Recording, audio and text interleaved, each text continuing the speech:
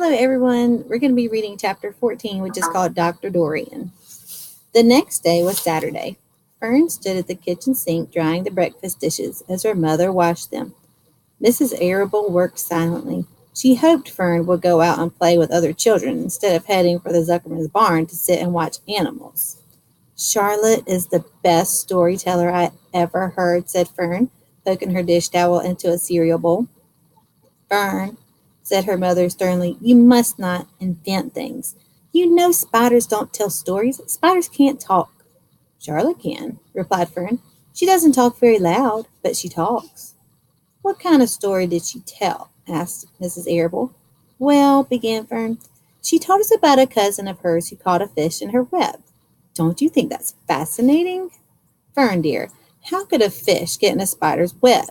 Said Mrs. Arable. You know it couldn't happen. You're making this up. Oh, it happened all right, Fern replied. Charlotte never fibs. This cousin of hers built a web across a tiny stream. One day, she was hanging around on the web, and a tiny fish leaped into the air and got tangled in the web. The fish was caught by one fin, Mother. Its tail was wildly thrashing and shining in the sun. Can't you just see the web sagging dangerously under the weight of the fish? Charlotte's cousin kept slipping in, dodging out, and she was beaten mercilessly over the head by the wildly thrashing fish, dancing in, dancing out, throwing. Fern, snapped her mother. Stop it. Stop inventing these wild tales. I'm not inventing, said Fern. I'm just telling you the facts. What finally happened? Asked her mother, whose curiosity began to get the better of her. Charlotte's cousin won. She wrapped the fish up.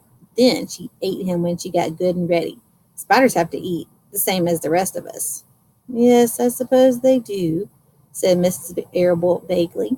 Charlotte has another cousin who is a balloonist. She stands on her head, lets out a lot of line, and is carried aloft in the wind. Mother, wouldn't you simply love to do that? Yes, I would, come to think of it, replied Mrs. Arable. But Fern, darling, I wish you would play outdoors today instead of going to Uncle Homer's barn. Find some of your playmates and do something nice outdoors. You're spending too much time in that barn. It isn't good for you to be alone so much. Alone? Said Fern. Alone? My best friends are in the barn cellar. It is a very sociable place. Not at all lonely. Fern disappeared after a while, walking down the road towards Zuckerman's. Her mother dusted the sitting room. As she worked, she kept thinking about Fern. It didn't seem natural for a little girl to be so interested in animals. Finally, Mrs. Arable made up her mind she would pay a call on old Dr. Dorian and ask his advice. She got in the car and drove to his office in the village. Dr. Dorian had a thick beard. He was glad to see Mrs. Arable and gave her a comfortable chair. It's about Fern, she explained. Fern spends entirely too much time in the Zuckerman's barn. It doesn't seem normal. She sits on a milk stool in a corner of the barn cellar near the pig pen and watches animals. Hour after hour, she just sits and listens. Dr. Dorian leaned back and closed his eyes. How enchanting, he said. It must be real nice and quiet down there. Homer has sheep, hasn't he? Yes, said Mrs. Arable, but it all started with that pig we let Fern raise on a bottle. She calls him Wilbur. Homer bought the pig, and ever since it left our place, Fern has been going to her uncle's to be near it. I've been hearing things about that pig, said Dr. Dorian, opening his eyes. They say he's quite a pig. Have you heard about the words that appeared in the spider's web? Asked Mrs. Arable nervously. Yes, replied the doctor. Well, do you understand it? Asked Mrs. Arable. Understand what? Do you understand how there could be any writing in a spider's web? Oh, no, said Dr. Dorian. I don't understand it. But for that matter, I don't understand how a spider learned to spin a web in the first place. When the words appeared, everyone said they were a miracle, but nobody pointed out that the web itself is a miracle. What's miraculous about a spider's web? Said Mrs. Arable. I don't see why you say a web is a miracle. It's just a web. Ever try to spin one? Asked Dr. Dorian. Mrs. Shearable shifted uneasily in her chair. No, she replied, but I can crochet a doily, and I can knit a sock. Sure, said the doctor, but somebody taught you, didn't they?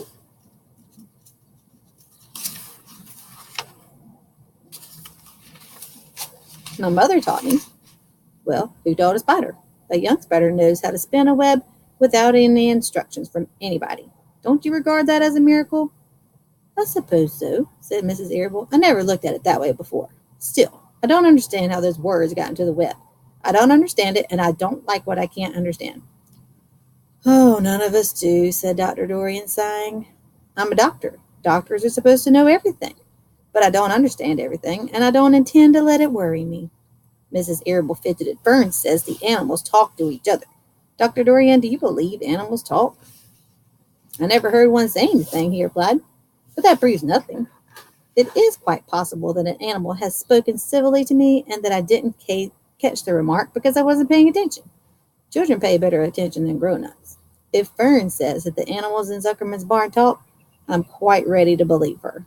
Perhaps if people talk less, animals will talk more. People are incessant talkers. I can give you my word on that. Well, I feel better about Fern, said Mrs. Irble. You don't think I need to worry about her? Does she look well? Asked the doctor. Oh, yes. Appetite good? Oh, yes, she's always hungry. Sleep well at night? Oh, yes. Then don't worry, said the doctor. Do you think she'll ever start thinking about something besides pigs and sheep and geese and spiders? How old is Fern? She's 8. Well, said Dr. Dorian, I think she will always love animals, but I doubt that she spends her entire life in Homer Zuckerman's barn cellar. How about boys? Does she know any boys? She knows Henry Fussy, said Mrs. Arable brightly. Dr. Dorian closed his eyes again and went into deep thought. Henry Fussy, he murmured. Remarkable. Well, I don't think you have anything to worry about. Let Fern associate with her friends in the barn if she wants to. I would say offhand that spiders and pigs were fully as interesting as Henry Fussy. Yet I predict that the day will come when even Henry will drop some chance remark that catches Fern's attention. It's amazing how children change from year to year. How's Avery? He asked, opening his eyes wide. Oh, Avery, chuckled Mrs. Arable. Avery is always fine. Of course, he gets into poison ivy. He gets stung by wasps and bees and brings frogs and snakes home and breaks everything he lays his hands on. He's fine. Good, said the doctor. Mrs. Arable said goodbye and thanked Dr. Dorian very much for his advice. She felt greatly relieved. And that's the end of chapter 14. Stay tuned to see what happens. Thanks for watching.